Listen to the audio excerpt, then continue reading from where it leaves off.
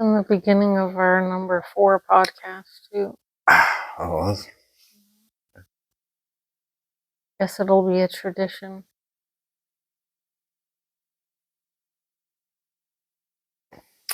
Hi, I'm Carol, and this is my husband Eric, and our podcast is Flirting with Realities. We're not flirting. I guess we are flirting with reality. what does that mean? Means we're flirting with what our reality is. Are we living in the Matrix? Are we making shit up? A little bit of understanding ourselves, a little bit of understanding people, understanding the world, trying to anyway, right? Like that's all reality, I guess. Yeah. Different perspectives and yeah. So I guess today I was dealing with more Facebook stuff, people and negativity and just straight rudeness and just straight meanness.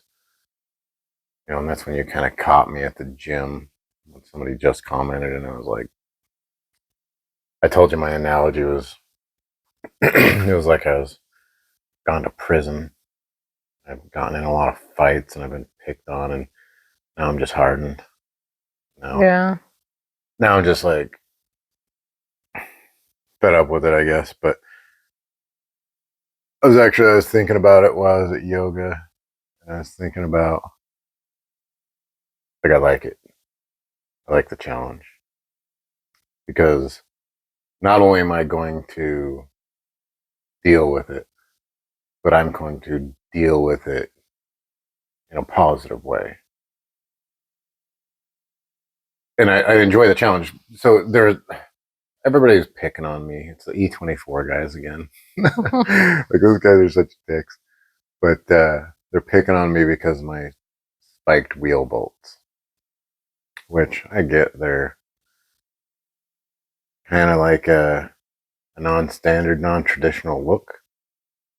So they're like spikes that go in the wheels and bolt the wheels together. So they got an extreme look, a weird Mad Max look.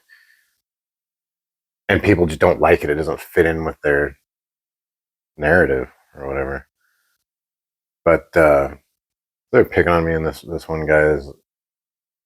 The thing is, when you get a group of people dogpiling on you, it starts with one guy, right? It starts with one guy, and then they all go, "Oh, well, he's getting picked on. Well, I want in," and then it turns into a huge mess. And when you're on the other end of that mess, it all looks like an attack, And so you start getting defensive about everything. But then this one guy comes in and he goes, "We need to really ask, like, what the strength of these are, and if you're going to clean your wheels with these spiked bolts, you're going to cut your hands and you're going to have to get stitches." And it was like, oh, okay. Gee, these people. And I was like, okay, well, that's fine, but I'm going to, like, come at this from a different angle. And I just went in there and I told the guy, I said, they're class 10.9, which is telling him the strength of the bolt, which is a very strong bolt. I'm like, these are very strong bolts. Yeah, they're kind of a pain to clean. I don't enjoy cleaning them with the spikes there. And I left it at that. Like, there's no reason to come in defensive and angry and whatever, I mean, hey, you can act like a jackass, but that doesn't mean I have to, right?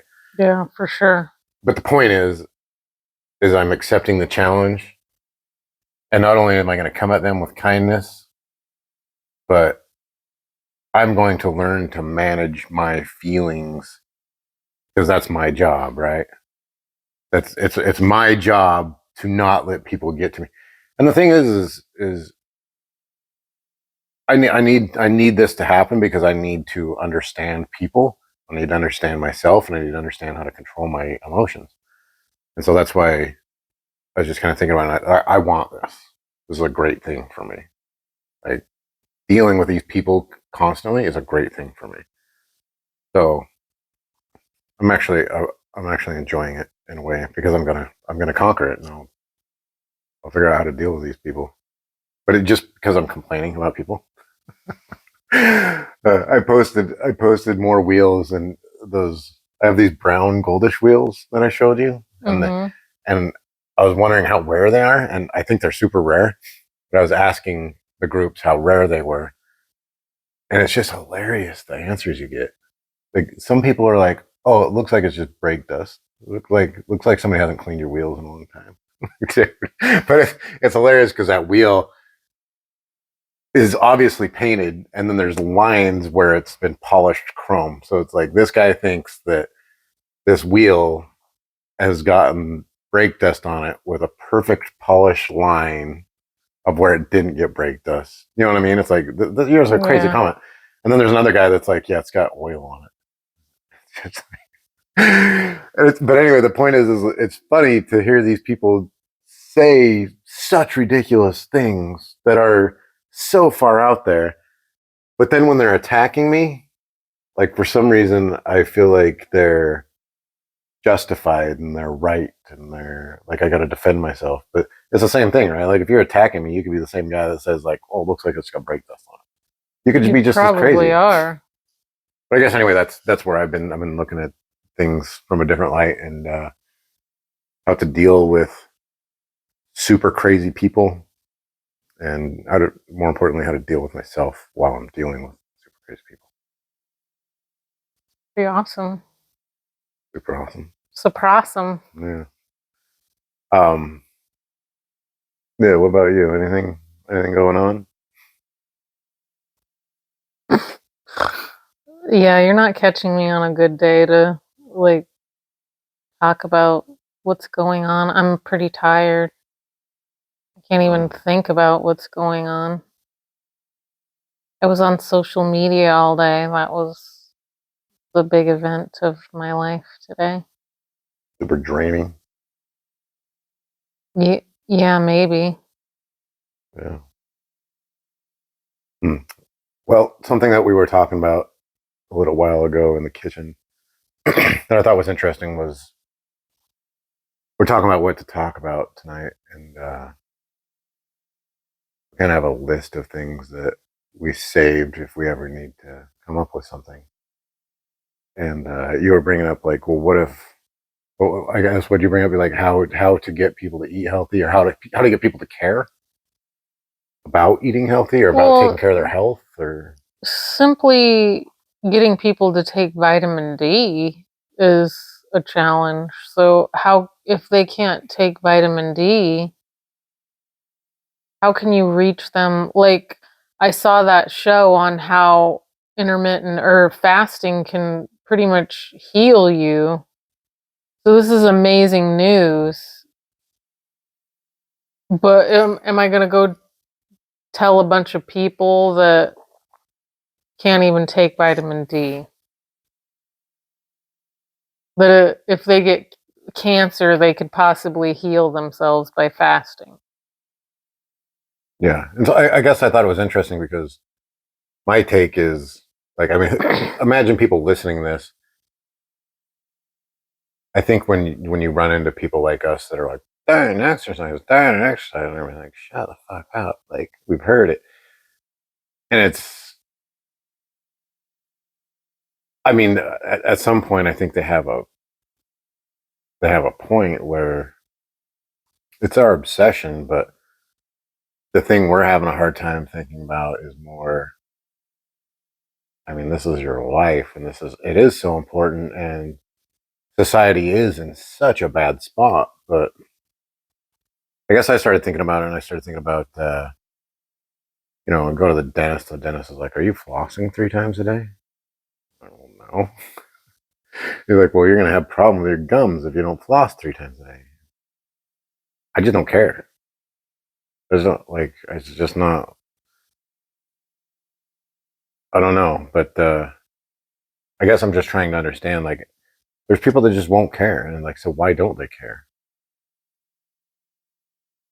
I guess I just am trying to find out how I reach, like, when I found Matthew Hussey, I cared. I'm sure, like, you wouldn't care if you watched Matthew Hussey. Why? Why wouldn't I care? Like, you'd probably just want to turn him off. How dare you? I enjoy Matthew Hussey as much as But or even like Andy Frizella, when I found him, like he empowers me. I did 75 hard, and I'm not trying to pound anything into anyone who isn't open to it. And I don't, I really don't think we'll attract people really that aren't open to some of the same ideas that we have. But yeah. But why? You're just curious of why they don't want to live a Yeah, I better guess life? I got super curious when my own son won't take vitamin D. Well, and that's why I was thinking about the dentist and flossing. Do you think it just like he thinks it doesn't matter, or like we're all gonna die? Like, what do I think about flossing? I just don't care. Yeah, well, I also contribute, like, when I was 29, I don't think I was taking vitamin D. Well, no, and that's I'm saying when I was in my 20s, even the 30s, I never. I mean, I was drinking as much as possible and eating fast food. Why? But at the same time, I would let my body get to a certain point, fat wise or unhealthy. I mean, I didn't know what to do about health. I think you're pretty healthy in your 20s, whether you like it or not, unless you're fat. But I would let my body get to a certain fat point, and then I'd be like, "It's time to shut this down. I got to pull this back. And I got to." I mean, I didn't know what I was doing back then, so I'd be like, "I'm gonna whatever diet or I don't know what I would do, like starve or eat less." I would something, but I would reel it back in, much like maybe somebody with money. Like, okay, well, I'm out of money. Time to save some money, and you know what I mean. Like there were things that you pull back, but today it's just like, woo, like let's go. Like who wants to party and just eat until you puke? Yeah, seems like it. But I blame society for that, don't you? Blame society for it? Well, yeah, I think it's the reason people don't smoke cigarettes today is because society shames you.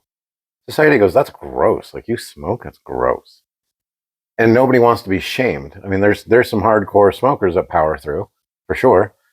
But for the most I'd part, go smoke a cigarette in front of someone right now well, yeah, and not give two shits.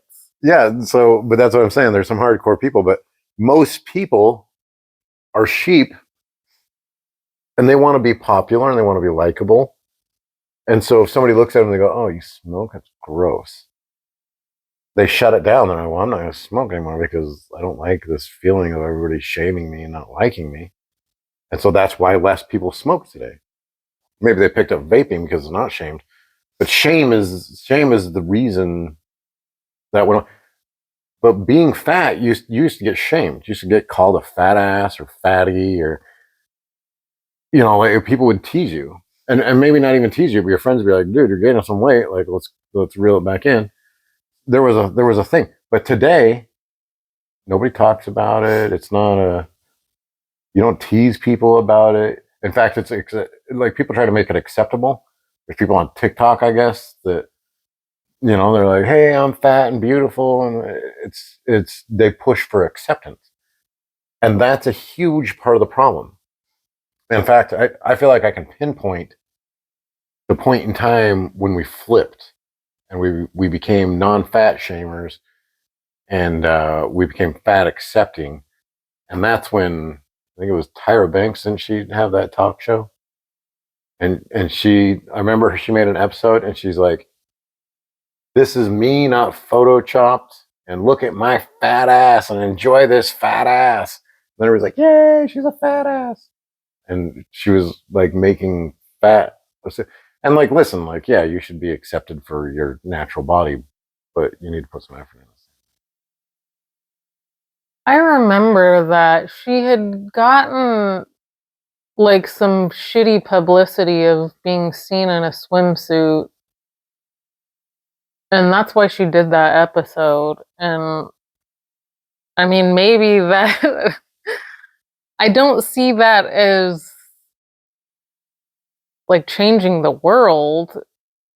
They like she had a normal person's body, not a normal like model body, and she was just saying, "Yeah, this is my body now." Well, but I feel like society took that as everything goes, anything goes. You know, I think she might have been sending a different message, but I don't think that's the one that was accepted. But I think that's part of the problem, or the problem is there's nobody has any sort of um, guidelines. It's just I'm gonna be really fucking harsh here. I just think we are turning into like that movie Wall-E. And I think we have a lot of people walking around that are zombies, and people may not want to hear me say that, but I don't think they're present. And I think they're distracting themselves with processed foods and sugar, and it just makes you more of a zombie. And let me tell you, I ate shitty with my dad yesterday, and it reminded me of how like I got brain fog and I didn't feel like a human being. what'd you eat? Just smash burger. French But fries? yeah, but just a few. Like less, probably less than 10. But I started thinking about that, feeling that way yesterday. If I was to double up on another meal like that and Oh become yeah. even more of a zombie, I think the combination of what these foods actually chemically do to you, along with traumas that you have that you're trying to distract yourself from, I believe that you're numbing yourself. A lot of people are numbing themselves with food.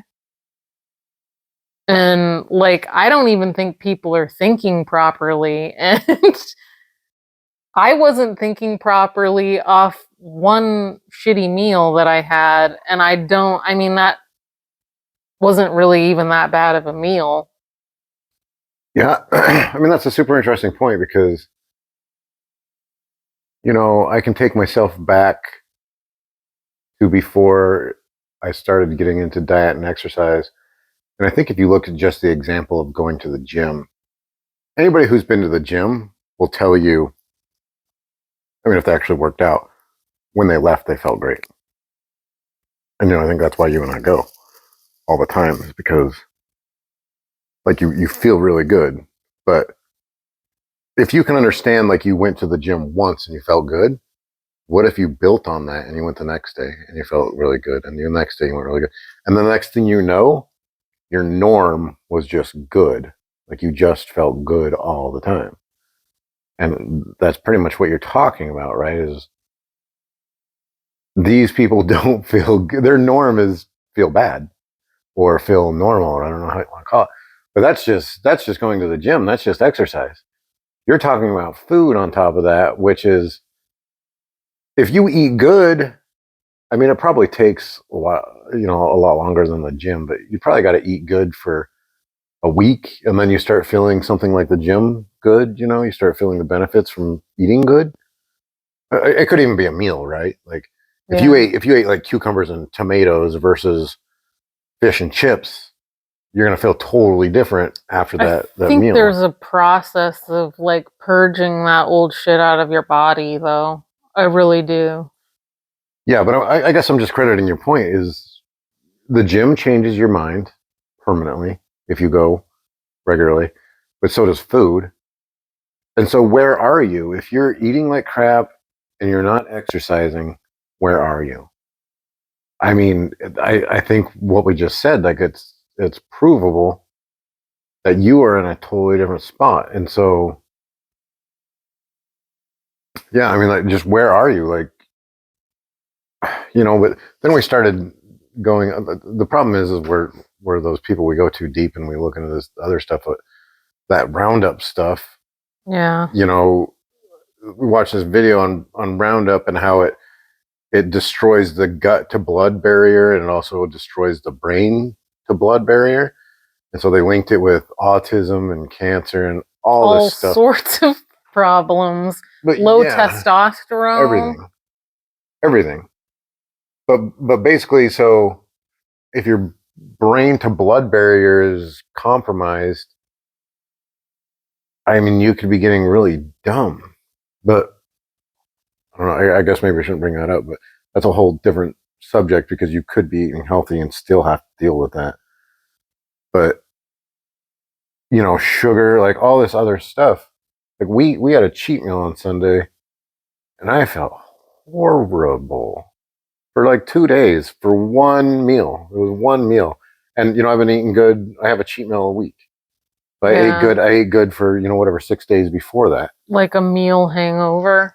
It was bad. Mine wasn't that bad, but it pretty much was most of my day. I didn't I had brain fog for sure. That smash burger though. Yeah. Yeah, and I mean, but think about what I ate for my cheat meal. I had Doritos. Yeah. How many people are eating Doritos on a regular basis? Okay, so let's be fair though. I had Doritos, and I had Tim's jalapeno chips, and I made both those into nachos.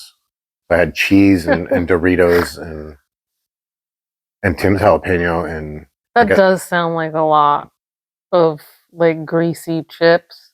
But this is what I'm saying: is how many people eat that on a regular basis? Yeah, that's a regular day for a lot of people. I mean, I didn't eat a whole bag of Tim's, and I didn't eat a whole bag of Doritos, and I had some of each. But I mean, that's basically the same thing. People are sitting down with chips and they're eating that every day. Yeah, there's people that are eating chips every single day. So when you're doubling up on those meals, I think you're checked out a percent, at least a large percentage. Well, I mean, I guess maybe you could compare it to if let's say you eat like crap and you kind of feel like crap all the time, but then you have a rock star and you're like, woo! I mean, how much more aware and awake are you with caffeine or a rock star or Red Bull or whatever you want to call it? How much more awake are you? And then, I mean, kind of take that, how much more are you awake if you have good diet and exercise? It's kind of your brain's going. But if you eat like crap and you get, ugh. Yeah, there's definitely more of a clarity when that Diary of a CEO that I was watching with that doctor lady, she was saying another thing that exercise does for you is lower your blood sugar. So that's a really good state to be in. So I guess high blood sugar is really a lot to do with brain fog and other things that I don't remember what she was talking about, but that's why people talk about taking walks after a meal and because it will lower your blood sugar and help you digest that food. Hmm. Yeah, interesting. But I guess back to the original question though, right, is why does nobody care? Why does nobody want to put any effort into it? Is it because they're in a hole, and when you're in a hole, it's hard to get out of that hole? Because you and I look at it, and if we don't feel good, we want to correct that immediately. I know I'm like a problem solver with it, but it's not a problem solver. It's you have the energy to fix it. Yeah. But what if you don't have the energy? What if you got a cold and then it was 2 weeks long, and so you were in bed for 2 weeks, and you kind of got depressed? That's how. Then all of a sudden, it's hard to make changes. We went through that a few months ago. I mean, I was going through that a few months ago, but I still I kept going to the gym when I was going through all that weird thyroid stuff, and I had no energy at all. I kept going. Even though it was hard. But that's easy for you because it's habitual for you. And it's also something but what if you had to add in something? What if you had to improve your life while you were in that zone? You have to do something hard. Yeah, that'd be tough. It would be. And that's what I think the point is you and I have talked about your coaching thing, and that's why I kind of my thing that I was just kind of saying about it was, I think you got to give people super bite-sized stuff. And the thing is like maybe taking vitamin D is very bite-sized, but it's like, man, if you're in the dumps, I mean, you just need like the tiniest thing to work on because it's so hard. You can't just take somebody in the dumps and go, we're going to go to the gym and we're going to exercise and we're going to eat good and we're going to do all these supplements. And like, whoa, like I'm not doing this, it's, I think that's why people aren't motivated to fix their life, is because they are just in such a bad spot that they can't find the energy to do it. No Yeah. motivation, no energy. But what do you do? Well, I know I'm trying to like relate to people who like work a long job and then go home and then just barely, like, they don't even want to make their own meal, so they pick it up. Or, I mean, I understand how exhausting that is. Like when you have little kids at home, and I get it. But what's so, like, because we know now, if you're doing that and working out too, you're going to have all the energy you need to take care of those things. Yeah. But I mean, it's been so long for me. I, of course, used to be someone who, I mean, I wouldn't go straight home and watch TV. I was making dinner for kids and cleaning, and but I would have like time at the end of the night where I would like sit down and do nothing. But it's Yeah. just been so long. Well, I think one thing that we can relate to, uh, we were in a good space and trying to make a good change, was we were talking about hydroponics. Yeah. So we were talking about building the hydroponic system. And I said, I don't want to build the hydroponic system. I don't want to pay for the hydroponic system unless we were going to eat everything that came out of the hydroponic system. And you and I had to like sit there and think about that. But why did you have to think about it? I know. It was healthy. Yeah. This is a healthy move. So you're in a good space. Why was it such a hard decision? Well, it's like we talked about, it's hard to make that kind of change. You don't want to, you get used to habitual things that you do. And I think we talk about that. We are software programs. We are habits that we've created, and we're going to have to create a new habit. It's hard to do that. Oh no, it's super hard, but you're a motivated person and you're in a good space and you had a hard time making a change that was good for you. So It wasn't that hard. we sat there and thought about it for a It while. was less than an hour. Well, yeah, but still, it's why wasn't it just an immediate, okay, let's do it. It's a good idea. Because I think anytime there's change that you don't know what it's going to be like, you're apprehensive. It was the fact that it's, oh my God, this is so good for us. We're probably going to feel fucking amazing. So do you think that explains why somebody, they don't know what it is or how to deal with it, so they just don't deal with it? Can you relate the hydroponic thing for us to that exercise for another person? I mean, yes. I think it's paradigms. I think it's habits. I think it's the dynamic of what they're eating now. I think it's being young because, like I said, I don't think I took vitamins when I was in my 20s. Yeah, but I mean, you don't invest in retirement either in your 20s usually. That's just your 20 and you're dumb. Yeah. You're never going to die. You're never going to get sick. You're never, you're not going to retire. Like, that's so far out there to even think about a thing. Yeah. So,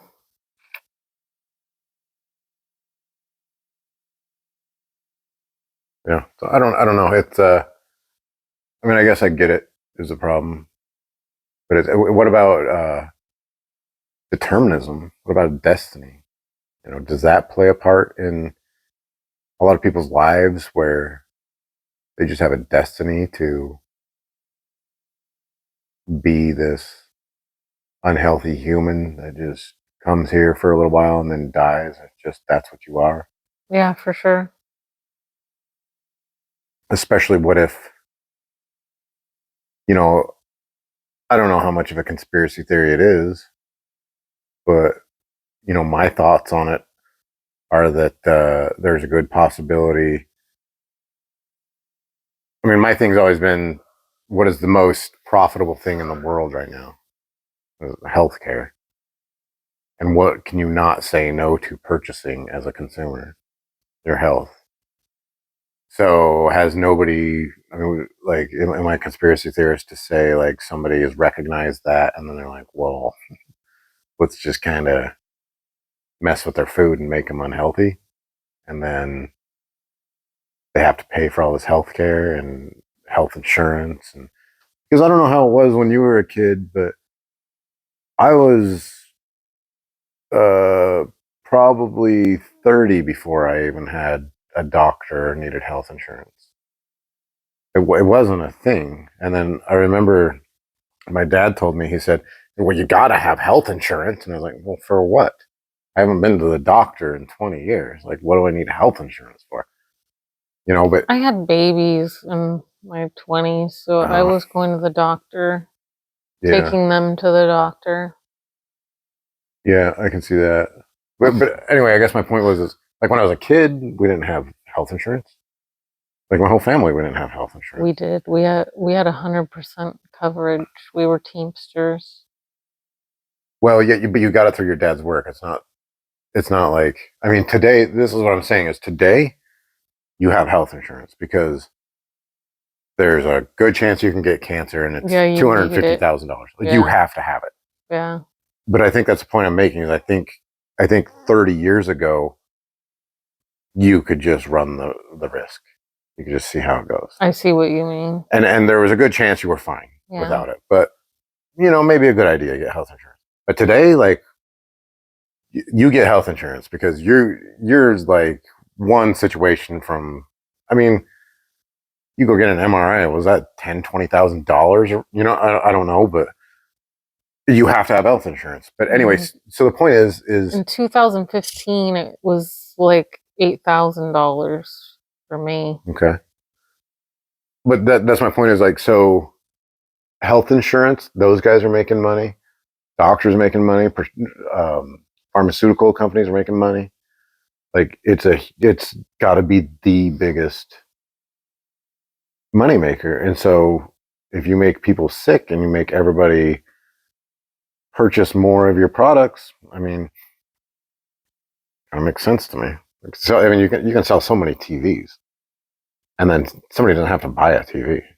So how good of a business is that? Like, anyway, so that's my only thing is I think there could be a conspiracy theory about our food supply, and or it could just be natural that this is an unnatural way to get food is by big farms. That's what I was talking about. Is why everybody should be growing their own vegetables.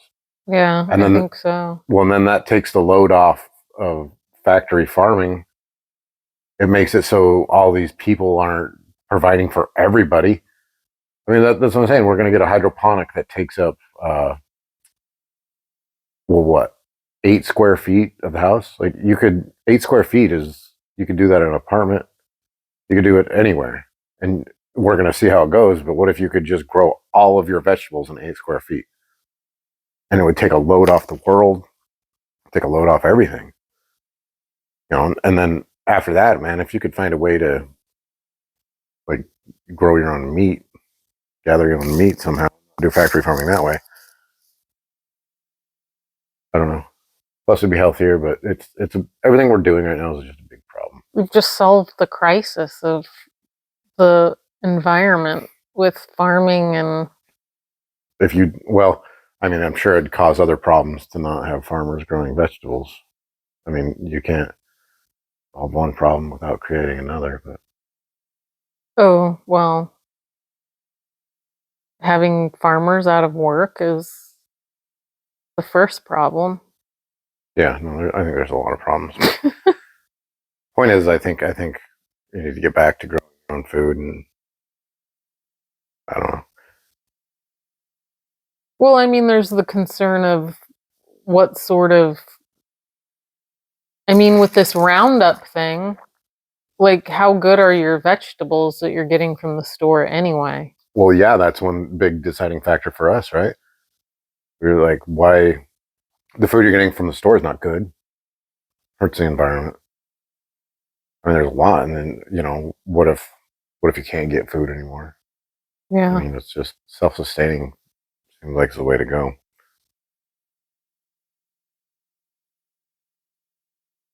What else you got? What time are we at? Time is 36 minutes. Complaining about people not wanting to help themselves. I don't think we were complaining. I think it was a pretty inquisitive and understanding people's perspective. Yeah, but I think that's what it is trying to understand. I mean, why we care because it affects us, whether it be through rising health costs or having someone you love just basically killing themselves. So I think we're trying to understand why people don't want to live a better life. But I was trying to see it from the side of this being our obsessions and us wanting people to do things that we think are important. The example I brought up was somebody who's religious, and they're always talking about God and how you need to join religion because God can save you. So I think there is still something with that of how this is important to you, so it needs to be important to everybody. But it's kind of hard to see past that when it should be important to everybody to be healthy. But I mean, I don't know. Is that the point to life, to be healthy? Maybe it's not. Maybe it's to be fat and enjoy every moment of your. But you don't enjoy every moment of your life. Well, that's the thing. I mean, I don't think I know like everybody's purpose of life. I'm not trying to push things on people that don't want to hear it. If anything we do doesn't resonate with someone, they're more than welcome to turn it off. But I care for people and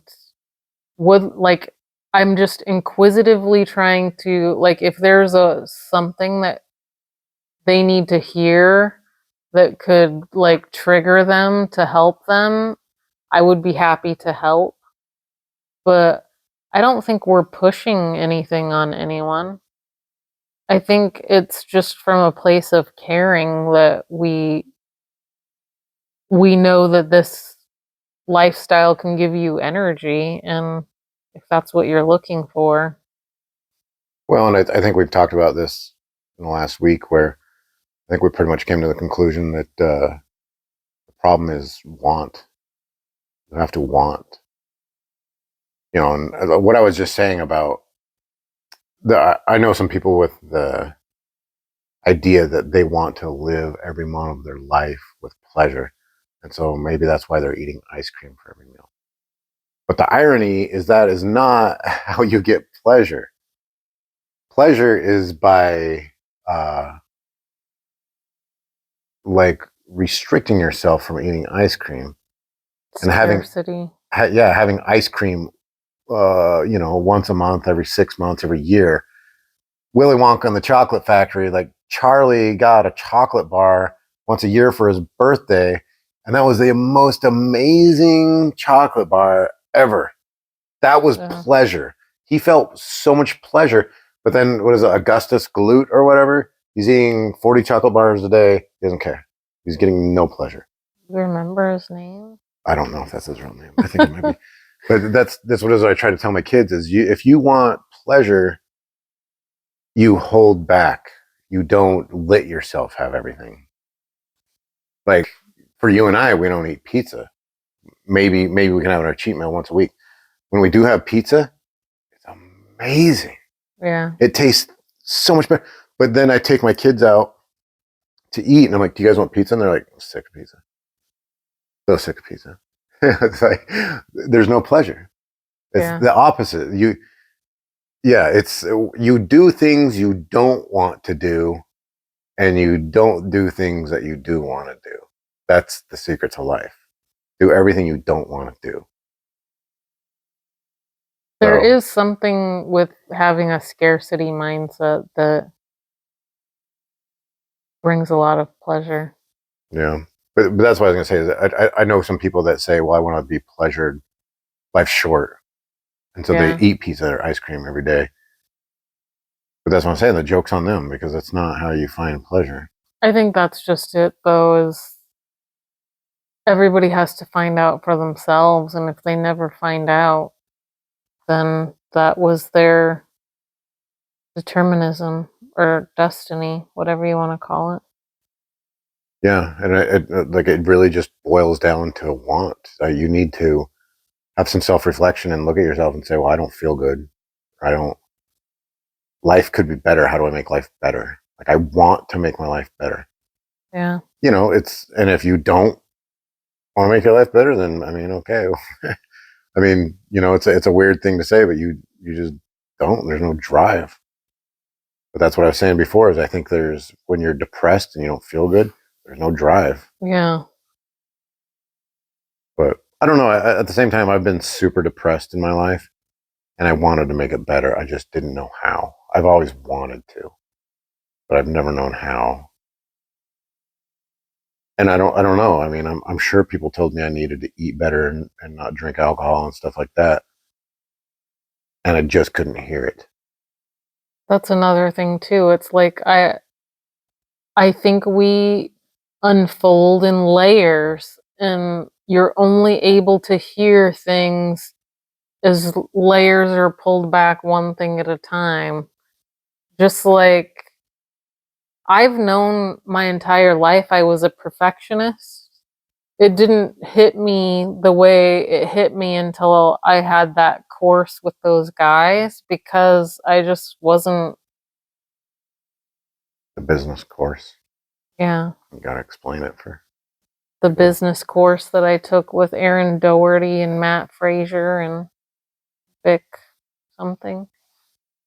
Yeah, so it all gets peeled back in layers. And if you're bogged down with a bunch of sugar and carbs that aren't good for you, you're probably not going to peel back layers very quickly. Well, yeah, it's interesting what you can hear, right?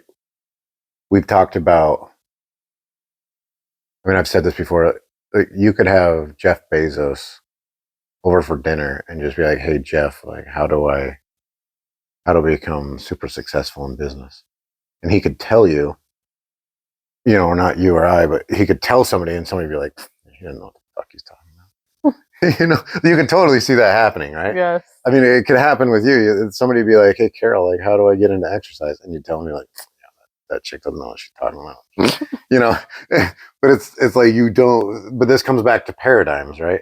It comes back to what do you believe in? And you have somebody like Jeff Bezos sitting here telling you how to do this and you go, yeah, no.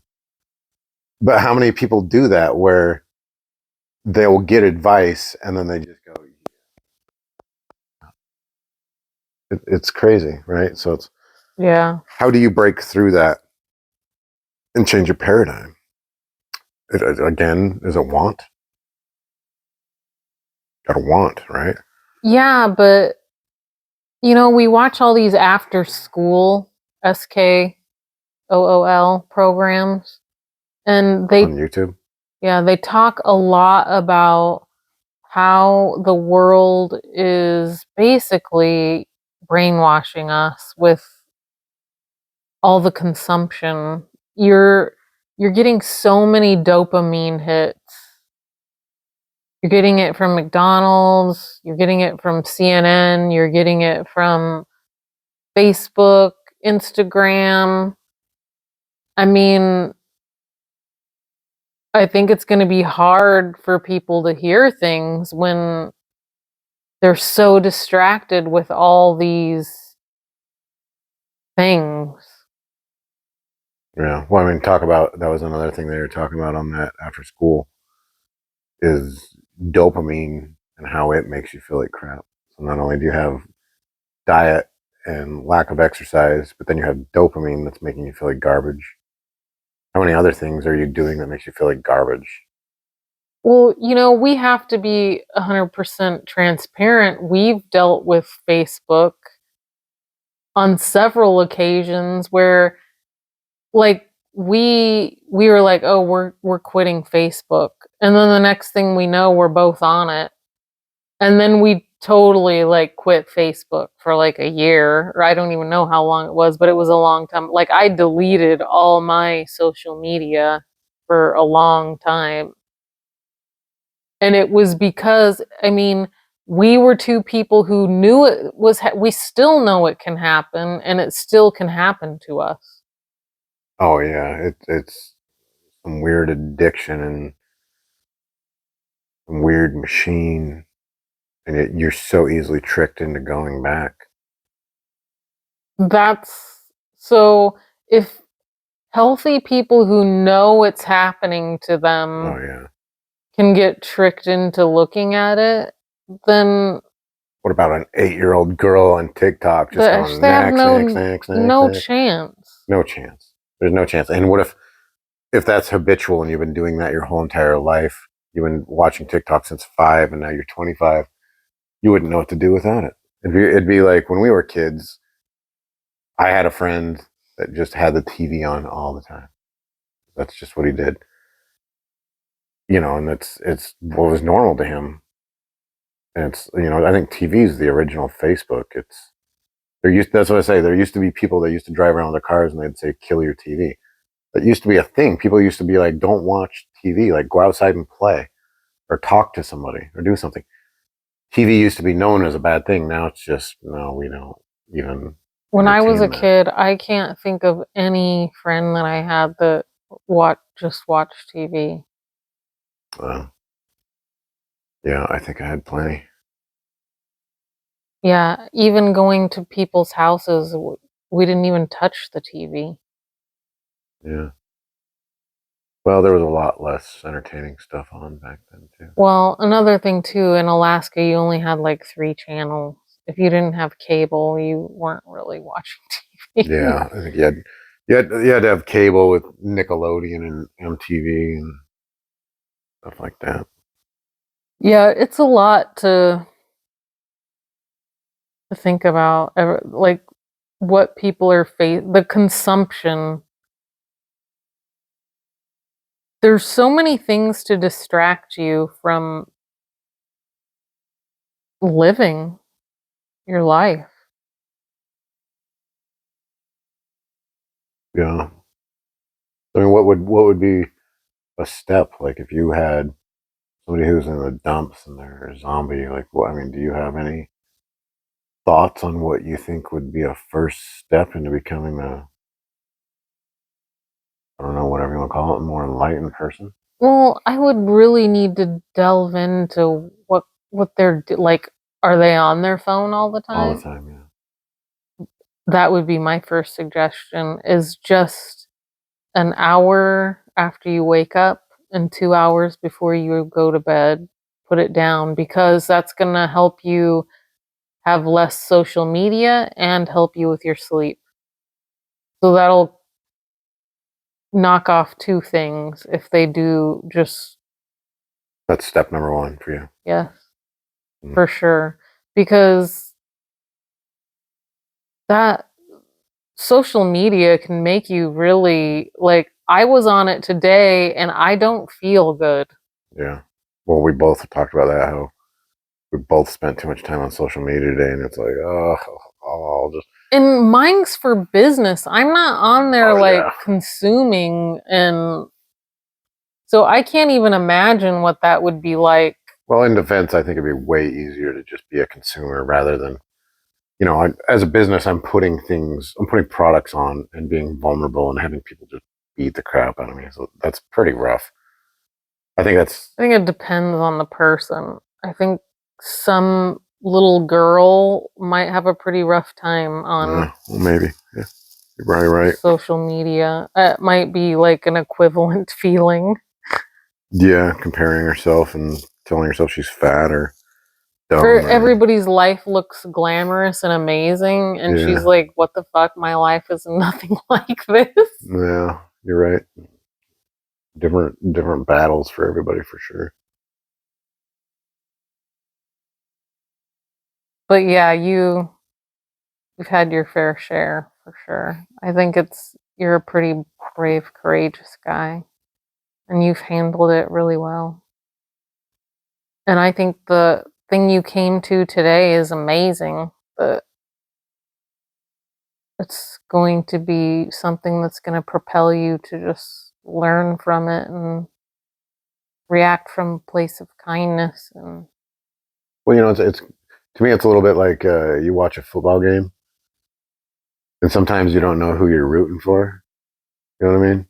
But then you watch the game, and like all of a sudden, you naturally root for one or the other. For me, I always like the underdog. I always like the person who. I don't like the person dominant. I like the person that's like just trying really hard and losing. You know what I mean? And I think there's even a bit of that with myself, where I like the abuse from all these people, because it's like, okay, like I'll see you guys tomorrow.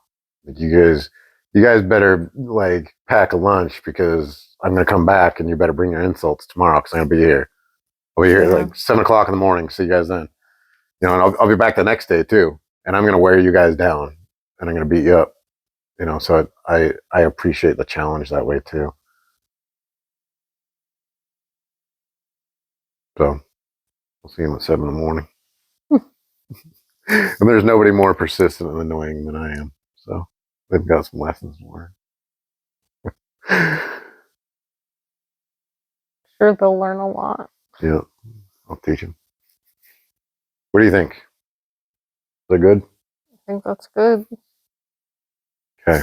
Well, it's a little bit shorter, I think. Now 53 minutes, so we're almost an hour on all of our podcasts. So as soon as somebody starts listening or watching, maybe they can give us some feedback. I don't know. Did anybody watch our other ones? No. Well, we still have one to publish because we're one ahead. Okay. Well, we're trudging along, talking about just being resilient. That's what we're doing here, and we're going to keep making them. And maybe someday somebody will watch them and be entertained. So that's you right now. Thank you. If not, then this was just for us, I guess. Yep. Okay. Well, okay, bye. Signing off.